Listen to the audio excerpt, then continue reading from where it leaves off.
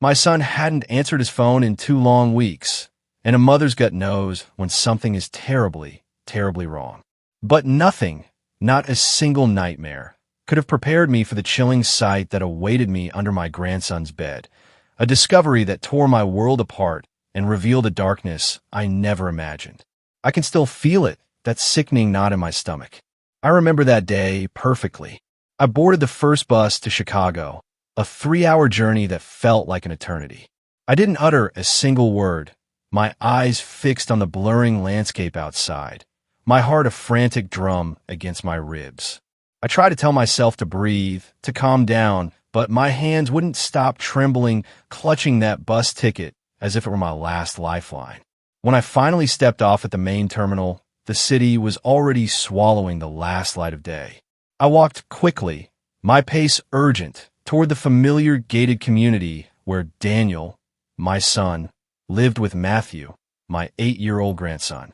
It was the same path I'd walked dozens of times, full of joy and anticipation, but tonight, every step felt heavy, like I was sinking into a nightmare. Standing before their familiar wooden door, I knocked. First, a gentle tap, then louder, more desperate. "Daniel? Matthew?" I shouted, my voice raw and breaking in the cold air. Silence. No answer. My hand instinctively reached for the doorknob, just to try my luck. To my horror, it turned. The door creaked open. Unlocked. My heart hammered against my chest. Daniel was meticulous, always so careful, especially with Matthew home. This wasn't right. I pushed the door open and stepped inside, holding my breath, as if the slightest noise might shatter everything into a million pieces. The scene before me left me frozen. The living room was a disaster, like a battlefield. The sofa was shoved out of place, as if someone had thrown it in a rage. On the floor, a coffee mug lay shattered, its white porcelain shards mixed with a dark, dried coffee stain. I stepped over it, my legs trembling, trying not to disturb the glass. In the kitchen, the water cooler jug was tipped on its side, and empty plastic water bottles littered the floor, uncapped, as if someone had frantically chugged them down in desperation. The smell of dampness hung heavy in the air, a chilling silence amplifying every one of my frantic heartbeats. I crept upstairs, feeling like I was dragging a stone with every step. My heart pounded so loud I could hear it echoing in my ears. I opened the door to Daniel's home office, empty. His bedroom was empty too, the bed still made, but with no sign of life. Finally, I reached Matthew's room. "Matthew? Sweetie, where are you?" I called out, my voice hoarse, desperate. No answer. I stood in the middle of the room, my gaze sweeping over his toys, the Lego blocks, his old teddy bear, and I felt like my heart was going to shatter. Then a small noise. It came from under the bed. A faint scraping sound, like a plastic bottle rolling on the hardwood floor. I froze. A cold, icy dread ran straight down my spine. My heart pounded even harder, so violently I thought it would burst out of my chest. There was something under the bed. I wanted to bend down to look, but my feet felt glued to the floor. I took a terrified step back, grabbing the edge of a desk with a trembling hand to keep from falling. "Matthew!" I called out again, but only silence answered me, except for that tiny, clear warning sound. Panic seized me. I ran out of that house, my hands shaking so badly I had to dial the police number 3 times before I got it right. "My son is missing. I haven't heard from him in 2 weeks. I practically screamed into the phone, my voice cracking. "There's a strange noise under my grandson's bed." I stammered, not even sure what I was saying. I just knew I needed someone to come, and fast. In less than 10 minutes, the flashing red and blue lights of a patrol car illuminated the street. I led the 2 police officers back to Matthew's room, and with a shaky finger, I pointed at the bed. "Under there," I whispered, not daring to look myself. A young, tall officer knelt down. His voice was firm, trying to be reassuring. "Is anyone under there?" A heavy silence, so thick you could barely breathe, filled the room. Then, without another word, the 2 officers lifted the bed in one swift, synchronized motion. And there he was, Matthew, my grandson, curled up underneath. He was so thin, his hair matted with sweat, his clothes filthy and giving off a sour smell. He clutched an empty water bottle, his eyes wide open, but utterly expressionless, as if he were looking into a world I couldn't reach. I stood there, paralyzed, feeling my heart simply stop. The two officers were also in shock, unable to utter a single word. I fell to my knees, wanting to hug him, to hold him so tightly, but my hands trembled so much I didn't dare touch him. "Matthew, my boy," I whispered, tears finally welling up, blurring my vision. He didn't respond. He just stayed there, clinging to his bottle as if it were the last thing keeping him alive. I didn't know what had happened. Not yet, but I knew, with a certainty that chilled me to my core, that this nightmare was just beginning. My name is Helen. I'm 61 years old, and I live alone in a small town not far from a major Midwestern city. My story, this terrifying chapter, truly began one morning in late October when I first realized Daniel was gone. It had been 2 eternal weeks of living with an anxiety that had no answers. That first day, I called Daniel to see how he was, just like I always did. I sat at my kitchen table, phone in hand, listening to it ring over and over until it went to voicemail. No answer. I sent him a short message. "Are you okay, son?" But the message just sat there undelivered. A knot tightened in my stomach. Something felt wrong. But I told myself he was probably busy, his battery died, or he was somewhere without a signal. Daniel is an independent man, always doing his own thing. So I tried to calm my worries. But in the following days, that worry grew like a slow, insidious fire burning inside me. I called him at the strangest hours, at dawn, late at night, even at noon, when I knew he usually took his lunch break.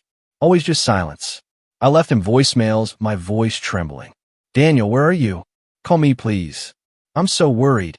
But they too were lost in the void, with no sign that he had ever heard them. I started to imagine the worst. Daniel wasn't the type to just disappear. He always called me every week, told me about his job, about Matthew, about the normal, comforting rhythm of a father and his son. This silence was not like him at all. By the 5th day, I couldn't take it anymore. The anxiety was eating me alive. I tried calling his landline, hoping to hear his voice, or at least Matthew's, that energetic 8-year-old who never stopped telling me about school.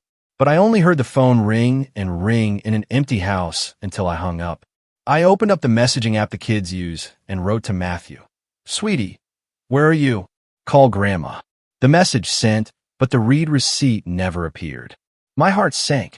Matthew is young, but he knows how to use a phone, and he loves his grandma very much. He always answered as soon as he saw a message from me. I started calling Daniel's friends and coworkers. They were all surprised, their voices hesitant. "I haven't seen Daniel all week," a coworker told me. I thought he was on vacation. A close friend said, "The last time we talked was last month." Daniel told me he was swamped with work. No one knew anything. The more I asked, the more I felt like I was lost in a void with no answers. Daniel was not one to disappear without notice. He was a dedicated father, a caring son. Something had to have happened. On the 10th day, I couldn't stand the waiting any longer. I looked up the neighbors who lived near Daniel's house, calling everyone I had a number for. They sighed on the other end of the line, their voices full of pity. An elderly woman who lives across the street from Daniel's house told me that last week, on the night of a terrible storm, she saw a light in Daniel's house suddenly turn on and then off. "I thought the boy just turned on the light to go to bed," she said, but her voice trembled as if she also felt something was wrong. Her words stabbed my heart like a knife. The night of the storm. A light that turns on and off. Something was very wrong. I was sure of it. 2 weeks passed, and all my efforts were in vain. Not a message, not a call, not a sign. I couldn't sleep. I spent my nights staring at the ceiling, imagining everything. Did Daniel have an accident? Was he kidnapped? Or did he just want to go somewhere? But no, Daniel would never leave Matthew. He was his whole world. And Matthew, my grandson, where was he? The more I thought, the more I couldn't breathe. I couldn't just stand by for another minute. That's when I decided to go to Daniel's house. And what I found only made my anguish grow. By the way, if you're still with me, make sure to hit subscribe. More unbelievable stories like this one are coming. Now, I'm sitting in the dim light of a hospital room, my hands gripping the edge of the chair as if letting go would make the whole world collapse. Matthew was lying in the bed, his small body almost lost in the white sheets. A police officer had carried him in his arms from that cold, silent house, and I, like a soulless shadow, had run after them. My hands trembled when I touched him, wanting to hold him, but afraid to squeeze too tight, scared I might hurt him. Matthew didn't react. Not a blink, not a sigh. His little hands still clutched the empty water bottle, as if it were the last thing anchoring him to this life. The patrol car had sped through the dark city streets, the sound of the siren echoing in the night. I sat next to Matthew, fanning him with a piece of paper I found in the house, gently patting his back. "Matthew? Grandma's here," I whispered, my voice broken. But the boy remained like a living statue, his eyes wide open, staring at nothing. I wondered what had happened to my grandson and to Daniel. That trashed house, the empty water bottle, and the chilling noise under the bed. It was all like a nightmare I couldn't wake up from. We arrived at the hospital. Doctors and nurses rushed Matthew into the emergency room immediately. I stayed outside, my hands pressed against the glass door, watching them move quickly around him. The sound of machines mixed with the hurried voices of the doctors. No external injuries, severe malnutrition, severe dehydration, signs of psychological trauma. Every word was like a fresh stab to my heart. Psychological trauma. My 8-year-old grandson, that boy who always smiled like the morning sun, was now there, so thin like a dry leaf that could blow away at any moment. A little later, the doctor let me in. Matthew was already on in 4, a thin tube connected to his skinny arm. His eyes were still open, but they weren't looking at me, but at a distant, unreachable place. I took his cold little hand and called his name. "Matthew, it's me, Grandma. Wake up. Please say something." But the boy didn't respond. He didn't even blink. I sat beside him on the bed, and the tears started to fall. I remember the days when Matthew was little, when he would run around my yard, laughing, asking me to tell him stories about when I was young. Now that smile was gone, replaced by a frightening silence, as if my grandson had locked his soul away. The police also arrived at the hospital with their notebooks and questions. A young, serious-looking officer sat next to me. "Ma'am, could you tell us when you last had contact with Mr. Daniel?" I shook my head, a lump in my throat. "It's been 2 weeks," I said with a trembling voice. "I called him. I sent him messages. I did everything but nothing. Daniel would never do something like this. He always called me at least once a week." The officer jotted down notes, nodding, then turned to ask the doctor about Matthew's condition. They spoke in low voices. "The victim shows no life-threatening injuries, but he's in a state of severe post-traumatic shock." Hearing those words, I felt as if a stone was crushing my chest. Post-traumatic shock. What did Matthew have to go through to end up like this? I wanted to demand answers, but the officer just took notes and told me, "We're opening a missing person case. Could you come with us to the precinct to give a full statement?" I shook my head, almost begging, "Let me stay with my grandson. I can't leave him alone right now." They nodded, agreeing, but their eyes were filled with concern, as if they also felt the dark shadow hanging over my family. That night, I sat by the bed, watching Matthew tremble as he slept in fits. He clutched the empty water bottle tightly, even in his sleep, as if he were afraid someone would take it from him. Sweat ran down his forehead, soaking the pillow. Occasionally, he would jolt awake, his eyes wide with terror, but he wouldn't say anything. Just look at me with that empty gaze.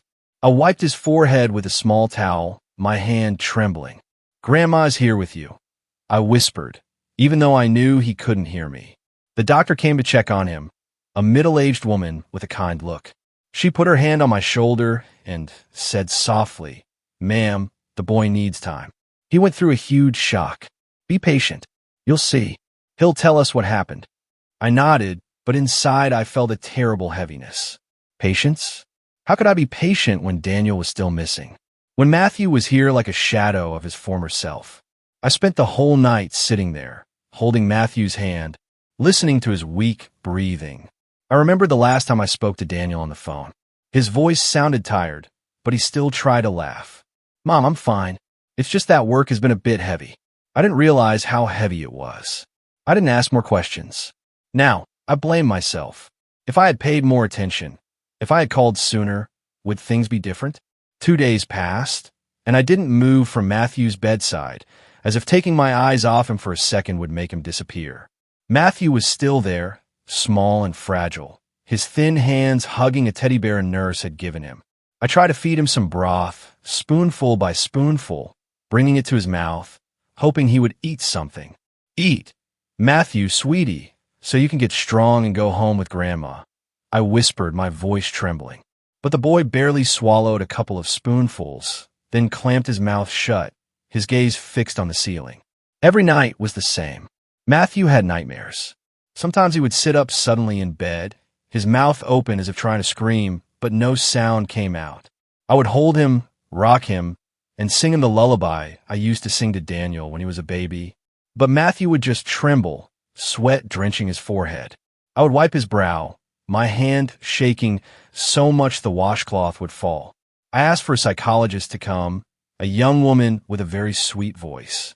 She sat next to Matthew, held his hand, and asked him gentle questions. Matthew, do you want to tell me something about your dad? Or about anything you saw? But the boy just hugged his teddy bear tighter, his eyes on the floor, without saying a word. I stood to the side, my heart in my throat. Will he talk again, doctor? I asked, almost pleading. The psychologist looked at me with compassion. Ma'am, he needs time. The shock was too great for a child, but I'm sure he will open up. It's just not the right time yet. I nodded, but inside I couldn't be calm. Time? I didn't know how much time I had left to wait with Daniel missing, and every passing day was a torture of anguish and pain. On the morning of the third day, I was cleaning Matthew's face, gently wiping a damp cloth over his thin cheeks. I tried to smile and started telling him an old story about Daniel, about when he was a boy and broke one of my vases and tried to tape it back together. Your dad was so silly, Matthew, I said softly, but he loved you more than anything in the world. Matthew didn't respond, but I saw his little fingers squeeze the teddy bear, as if he were clinging to something. I was about to continue when the phone in my purse vibrated. The caller ID showed the police precinct. My heart pounded. A bad feeling washed over me. I answered, my hand shaking so much I almost dropped the phone. The detective's voice on the other end was grave, very different from his usual calm demeanor. Mrs. Helen, I need you to prepare yourself. We just used luminol to re-examine Mr. Daniel's house, and we found a very large amount of blood in the living room. My ears went numb, as if the world had suddenly gone silent. The washcloth in my hand fell to the floor. I couldn't feel my own hands. Blood, I repeated, my voice breaking. The detective continued, and every word was like a knife to my heart. It's very likely we're dealing with a homicide. The crime scene has been cordoned off pending DNA results. I was barely processing what he was saying, not fully understanding his words. Then, Matthew tugged hard on my sleeve. I turned and saw his red, tear-filled eyes, as if he had heard everything.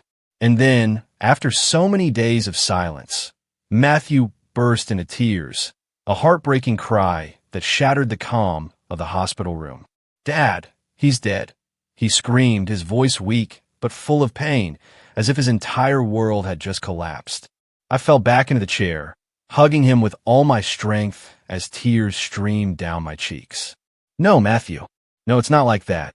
I told him, but I didn't even believe my own words. His few words had been like a hammer blow to my heart.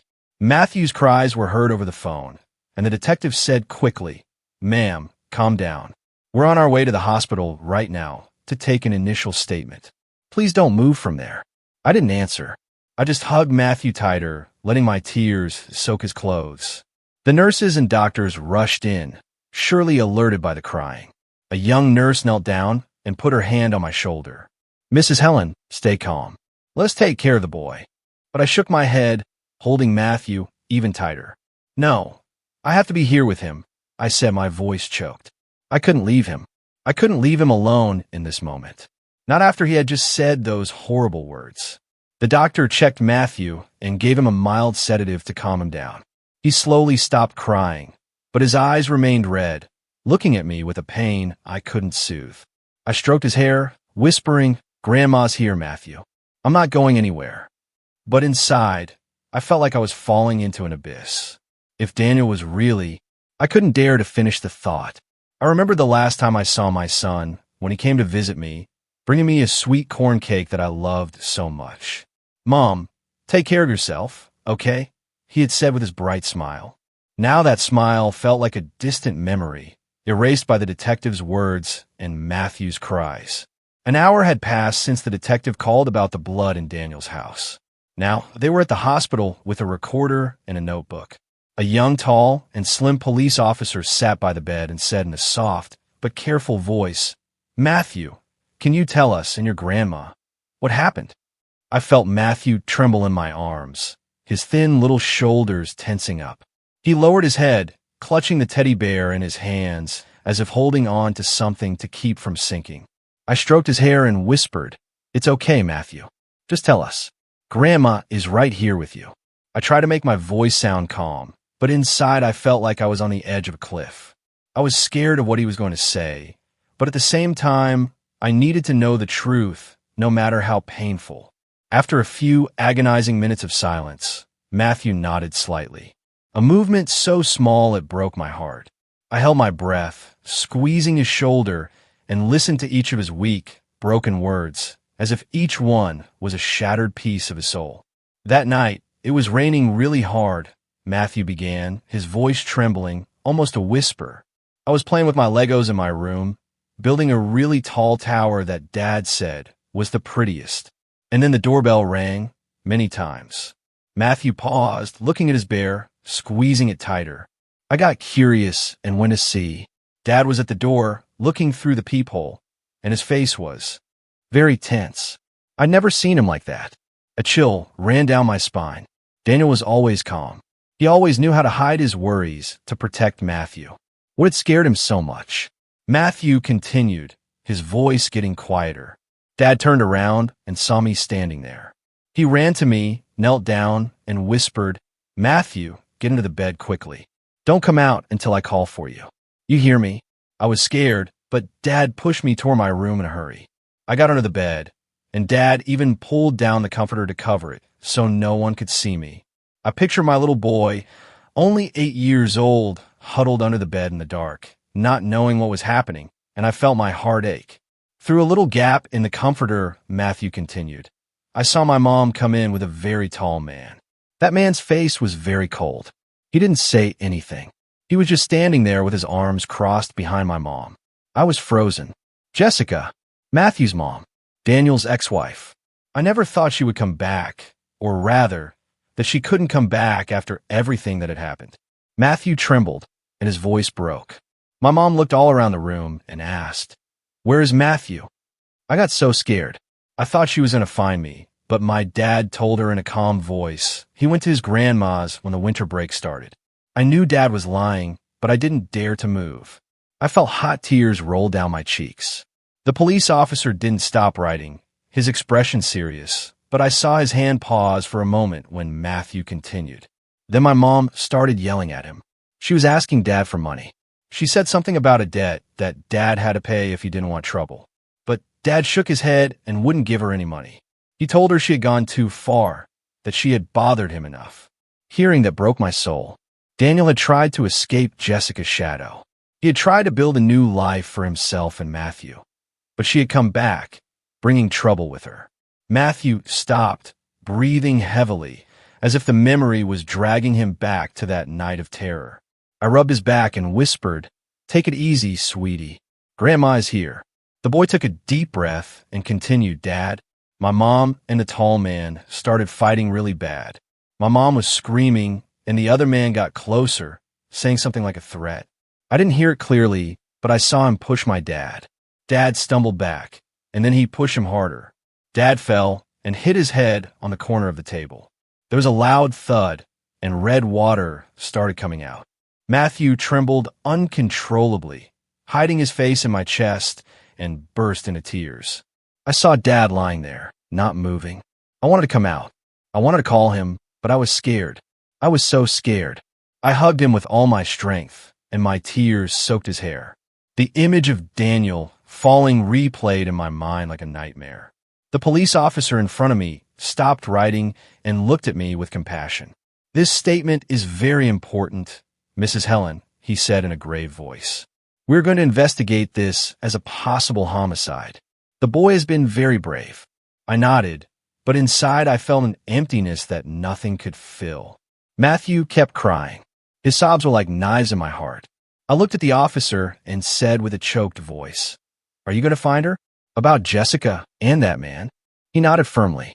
"We will do everything possible, Mrs. Helen. I promise you."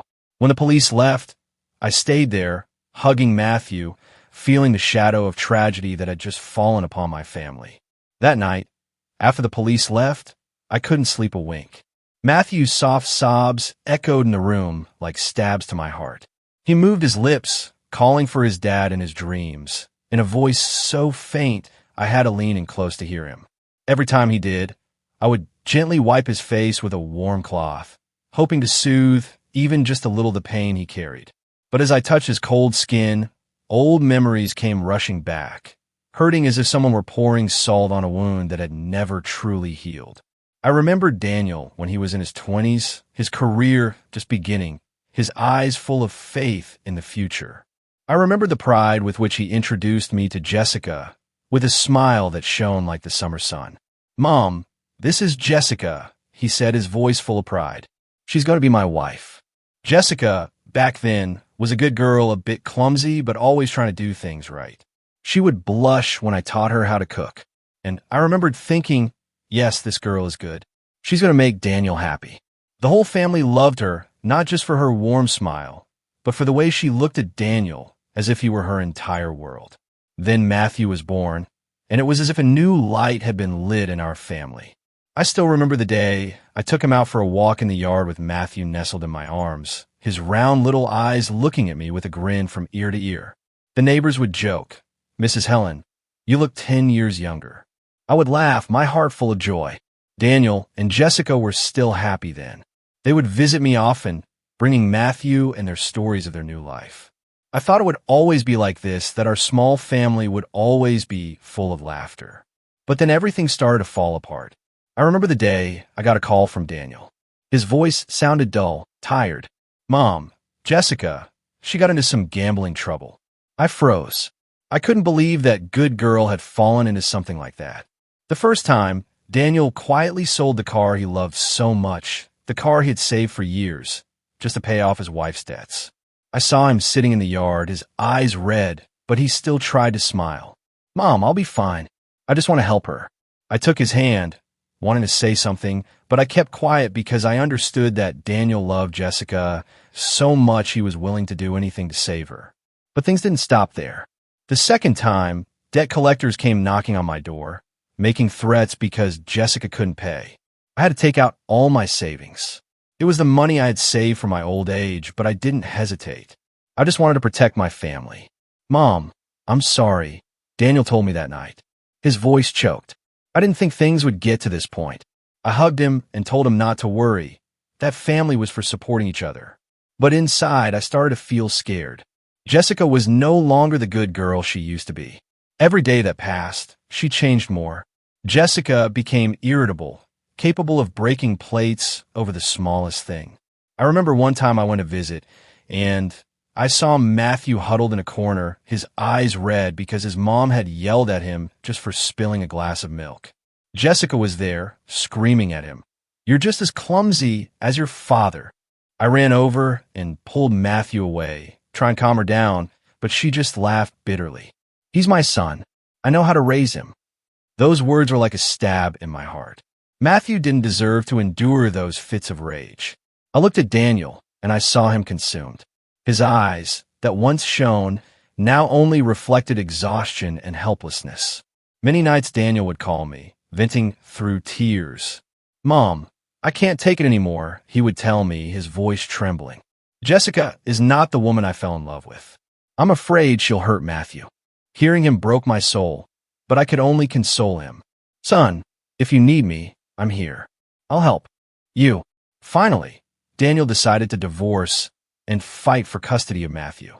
The day the judge made the ruling, I saw him sigh in relief, as if a weight had been lifted from his shoulders. I felt the same way. I thought that finally, father and son would have a quiet life, that Matthew would grow up with Daniel's love without any more shouting or heavy debts. But I was wrong.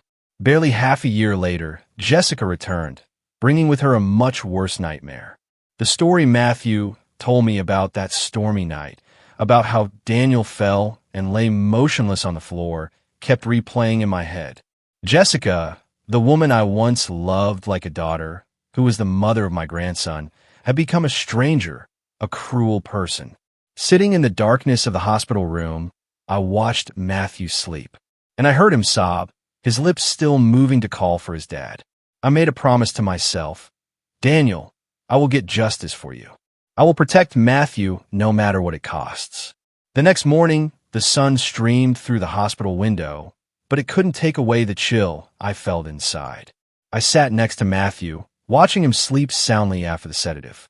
His small face looked calmer, but the mark of pain was still there, impossible to erase. The phone vibrated. It was a call from the precinct. The detective, in a grave but firm voice, told me, "Mrs. Helen, we have new information. Could you come to the station right now?"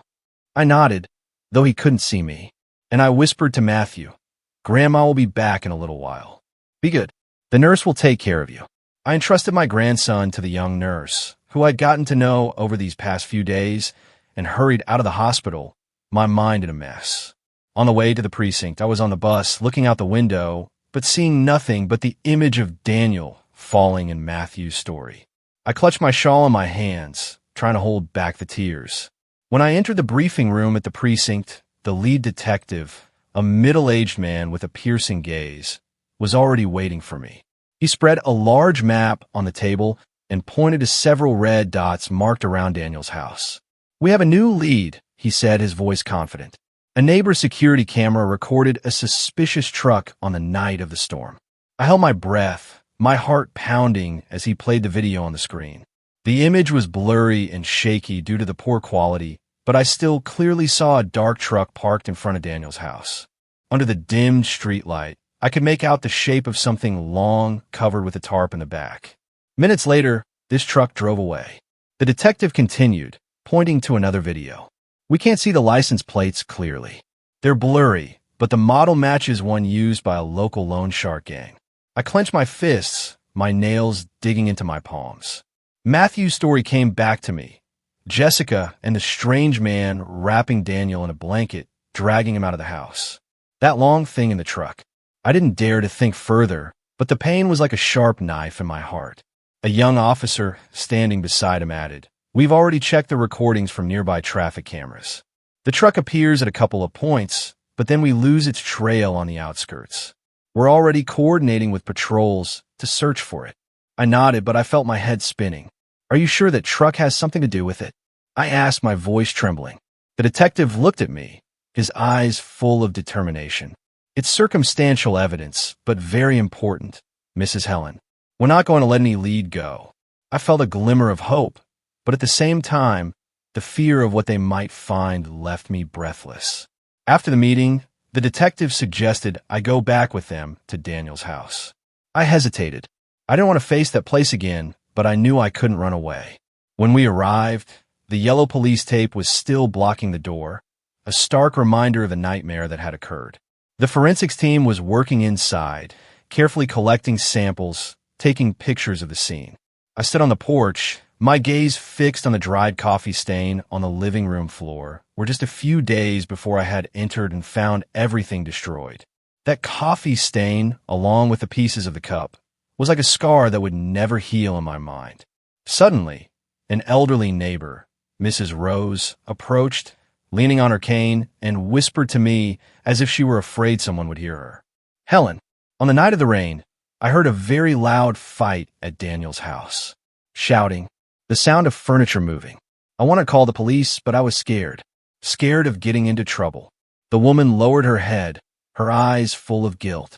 I took her hand and said with a choked voice, "Thank you for telling me. Can you tell the police now?" Mrs. Rose nodded, and I took her to the young officer. He wrote everything down carefully, thanked her, and promised to investigate further.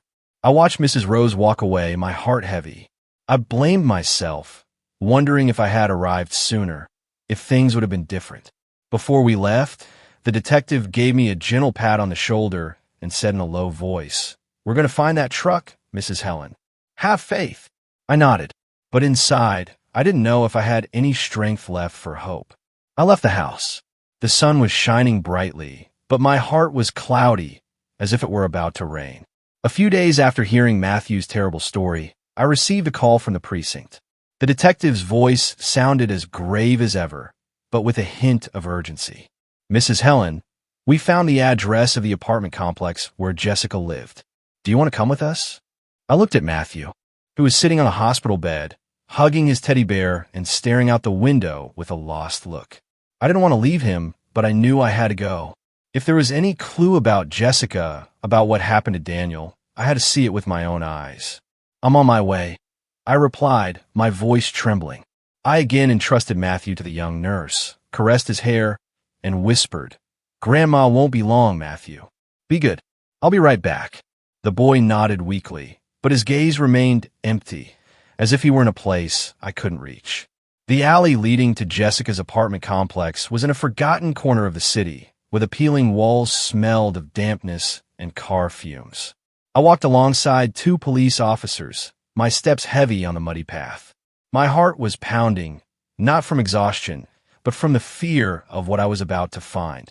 When we arrived, the building's landlady, a middle-aged woman with a sour face, was sitting at the entrance, smoking a cigarette. As soon as she saw the police, she sighed in annoyance, as if she were used to these kinds of problems. "That Jessica," she said with a dismissive voice. "She left about 2 weeks ago, handed in the key, and took off." Her words were like a blow to the chest. 2 weeks ago, exactly when Daniel disappeared, when his house became a scene of chaos. I stood frozen, clutching my shawl to stay calm. The young police officer, the tall and slim one, asked, when she left, was she carrying a lot of things? The landlady nodded, putting out her cigarette in an ashtray. "Yeah, a huge suitcase. She looked like she was in a real hurry, like she was running from something. Even hired some guy to drive her away at night. Didn't say anything except to pay up." Just as we were about to leave, a strange man appeared at the end of the alley. He had a rough appearance, with a worn leather jacket and a face full of scars. He approached and asked the landlady in a hoarse voice, "Is Jessica still here? I need to see her urgently." The detective stopped him immediately with a look as cold as ice. "Who are you? What's your business with Mrs. Jessica?"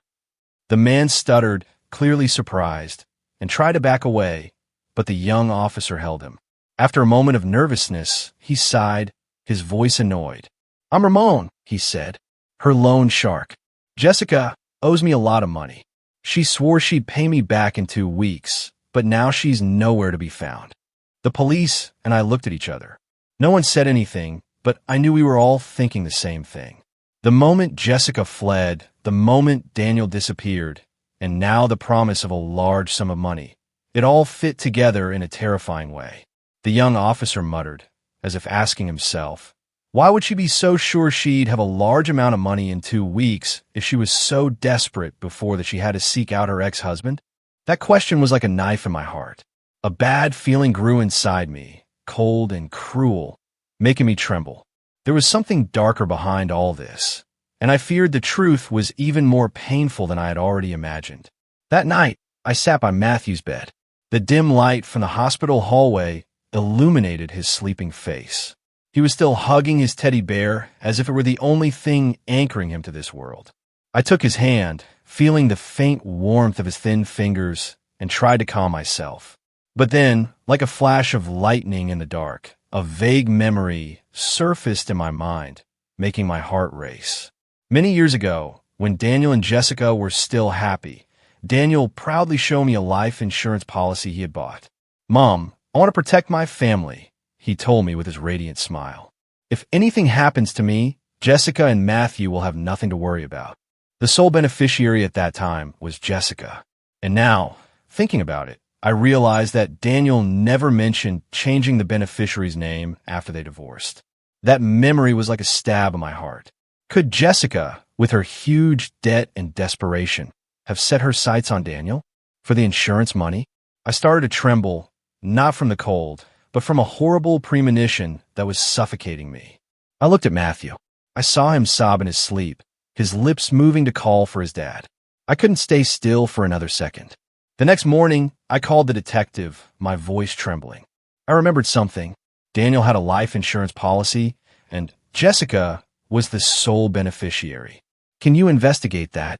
He was silent for a moment and then replied, "Thank you, Mrs. Helen. That could be a key lead. We'll go to Mr. Daniel's house right now." I entrusted Matthew to the nurse, asking her not to leave him alone, and went with the police to Daniel's house. As we entered, the yellow tape was still on the door, a chilling reminder of the nightmare.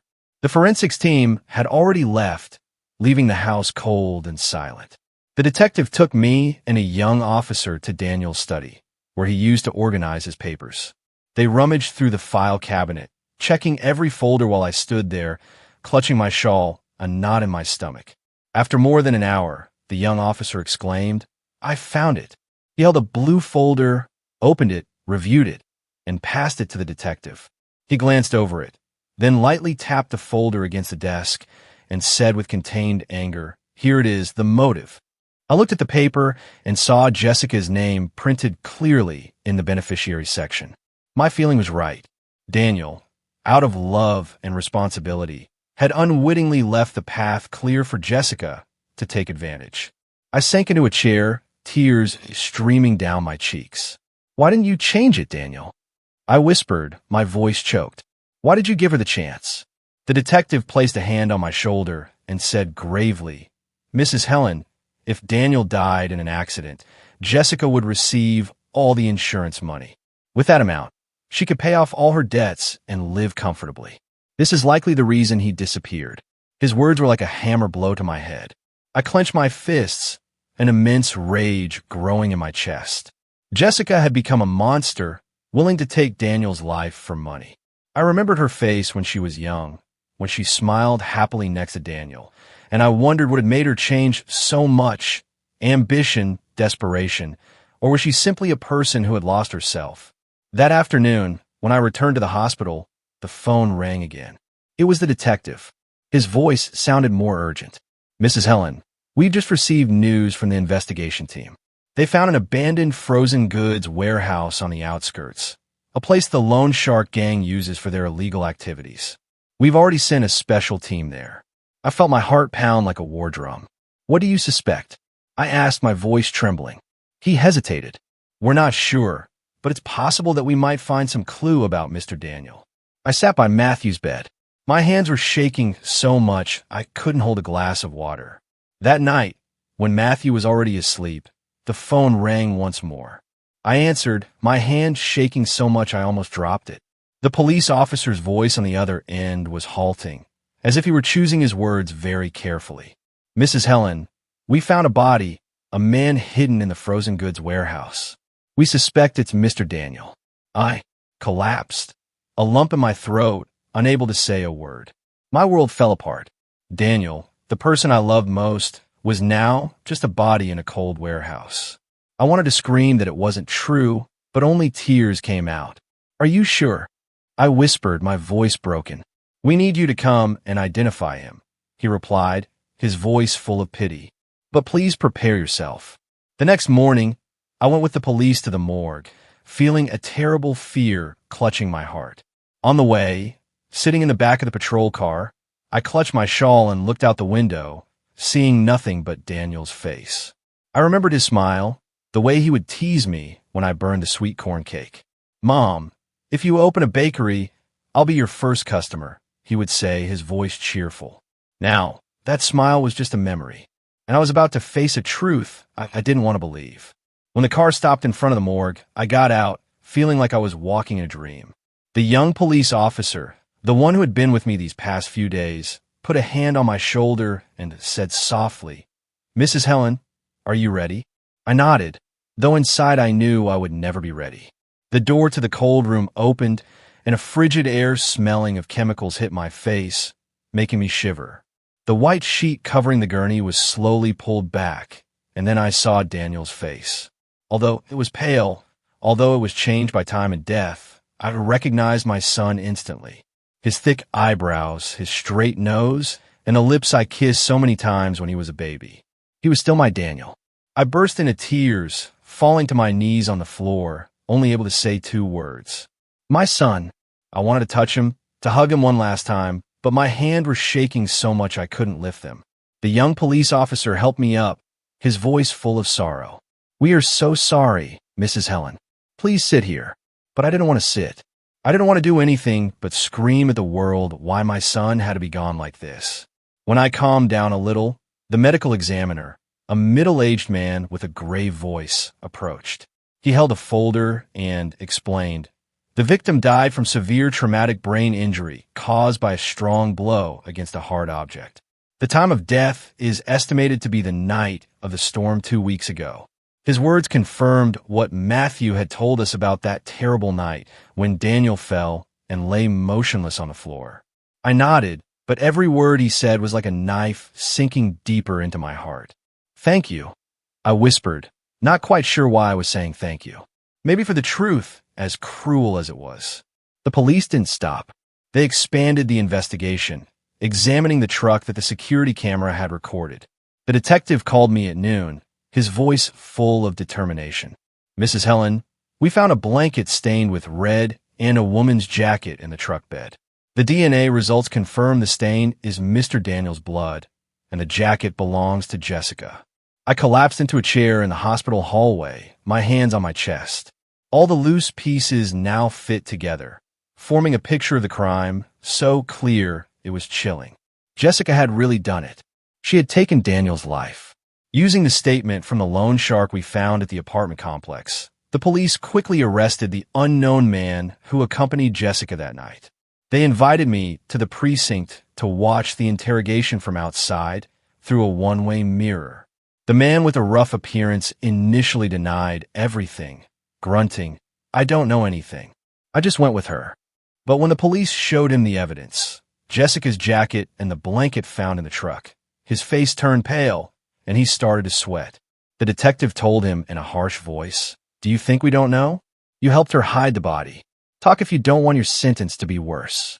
Finally, to get a deal, he confessed where Jessica was hiding, an abandoned house on the outskirts of the city where she was hidden away. I stood outside the interrogation room, clutching my shawl, feeling the world spin. Jessica, the woman who once had dinner with my family, who laughed with Matthew, was now a fugitive carrying a crime on her shoulders. I remember the last time I saw her before she and Daniel divorced. She looked at me with cold eyes. "Stay out of it, Helen. This is between Daniel and me." I tried to stop her. I tried to tell her that Matthew needed his mother, but she just laughed bitterly. Now that laughter came back to my mind like a warning I had ignored. A few days after identifying Daniel's body, I received the news that the police had arrested Jessica. They caught her in a small copy shop, trying to forge documents to flee the city. The detective called me. His voice was soft but firm. "Mrs. Helen, we have her. Do you want to come to the precinct?" I hesitated, looking at Matthew, who was drawing on the hospital bed, still hugging his teddy bear. "No," I reply, my voice choked. "I don't want to see her. Just make sure she doesn't escape." But in the end, as the police led Jessica down the hallway of the precinct, I watched from a distance, seeing her handcuffed, her face gaunt, and her hair disheveled. I felt a mix of anger and, deep down, a strange pity. Jessica, who was once my daughter-in-law, who was Matthew's mother, had destroyed her own life and the lives of the people she loved most. The trial took place in the city courthouse, attracting the attention of the press and the public. I sat in the front row, holding Matthew's hand tightly, feeling his little hand tremble in mine. He didn't want to come, but I gently convinced him. "Matthew, we have to do this for your dad. Grandma will be right here with you." He nodded, but his eyes were still full of fear. The courtroom was packed. The air felt heavy, like a rope about to snap. The prosecutor, a tall man with a sharp voice, stood up and presented the evidence one by one. He played the recording of Matthew's statement, my grandson's small voice trembling as he recounted the night of the storm. Hearing it squeezed my heart, and I hugged Matthew tighter as he lowered his head, hiding his face in his bear. The prosecutor continued, showing photos of the blanket and Jessica's jacket found in the truck. The DNA results confirmed that the blood belongs to the victim, Mr. Daniel, he said, his voice cold. He then projected the images from the security camera, the blurry truck under the streetlight, carrying something long covered with a tarp. Finally, he held up the life insurance policy folder, pointing to Jessica's name as the beneficiary. This was the motive, he declared, his voice echoing in the room. The defendant planned a murder to collect the insurance money, pay off her debts, and live comfortably. I looked at Jessica, sitting in the defendant's box, her head bowed. At first, she tried to remain calm, avoiding everyone's gaze, but as the evidence was presented, she began to tremble. Suddenly, she jumped up and shouted, "I didn't mean to kill him. I just wanted my money." Her voice broke, but no one in the room was moved. The prosecutor approached and refuted coldly. "If you only wanted money, why did you hide the body? You staged a fake accident scene and tried to collect on a life insurance policy." Jessica was speechless. Her lips moved, but no sound came out. She turned to her accomplice, the rough man who was with her that night, and screamed, "It was him. He pushed Daniel." The man immediately stood up, his face red with fury, and pointed at her. "You were the one who planned everything. I just did what you told me. You told me to push him to help you hide the body." The atmosphere in the courtroom grew tense. The murmurs of the crowd sounded like a wave. I hugged Matthew, feeling him tremble. "Grandma," he whispered, his voice small. "It was all my fault, wasn't it?" I stroked his hair, trying not to cry. "It wasn't your fault, Matthew. Your mom made a mistake, and she's going to have to pay for it." But inside, I knew those words couldn't heal the wound in Matthew's soul. After hours of deliberation, the judge, a woman with a serious gaze, stood to deliver the verdict. Her voice was clear and firm. The defendant, Jessica, is found guilty of first-degree murder and fraud and is sentenced to life in prison without the possibility of parole. The accomplice is found guilty of accessory to murder and concealment and is sentenced to 20 years in prison. When the sentence was read, I broke down crying, hugging Matthew with all my strength. My tears were not only for the pain of losing Daniel, but also for the relief that justice finally had been served. Matthew hid his face in my chest, crying uncontrollably, and I could only rub his back, whispering, "It's over, my boy. Your dad can finally rest in peace." A few weeks later, I decided to close up Daniel's house for good. I couldn't go back to that place, which was once filled with the laughter of my son and grandson and was now just a painful memory. I took Matthew to live with me in my small town. I enrolled him in therapy, hoping that the wounds in his heart would slowly heal. Every night I sit by his side and I tell him stories about Daniel from when he was a boy, about how he always wanted me to be proud of him. "Your dad loved you so much, Matthew," I say, stroking his hair. "And Grandma does too." That night, I sat by the window with Matthew asleep in my arms. The moonlight streamed in, soft like a comfort. I looked up at the sky and whispered, "My son, I promise you, I will raise and protect Matthew for you." Justice has been served. Tears rolled down my cheeks, but I felt a small bit of peace, as if Daniel were somewhere smiling down at me. I hugged Matthew, knowing that although the pain of losing my son will never truly go away, I still have him, and I will spend the rest of my life taking care of him, just as Daniel did. This journey, this nightmare, changed everything. It showed me the darkest parts of humanity, but also the enduring strength of a mother's love. I truly wonder, if you were in my place, facing such an unimaginable betrayal and loss, what would you have done?